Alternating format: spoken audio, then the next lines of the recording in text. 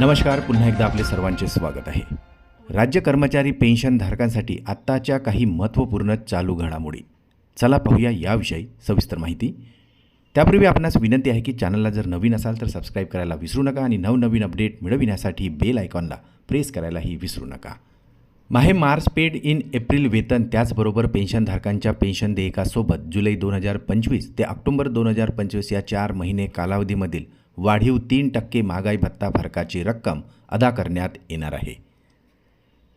राज्यातील राष्ट्रीय पेन्शन योजनेअंतर्गत असणाऱ्या कर्मचाऱ्यांना राज्य सरकारची सुधारित राष्ट्रीय पेन्शन योजना किंवा केंद्र सरकारची युनिफाईड पेन्शन योजना अंतर्गत समाविष्ट होण्यासाठी 31 मार्च 2026 पर्यंत विकल्प नमुना सादर करावा लागणार आहे. माहे जानेवारी 2026 पासून सरकारी कर्मचारी तसेच पेन्शनधारकांच्या महागाई भत्त्यामध्ये आणखीन 2% वाढ निश्चित झाली आहे. यामुळे आता एकूण महागाई भत्ता हा 58% वरून आता 60% पर्यंत पोहोचणार आहे.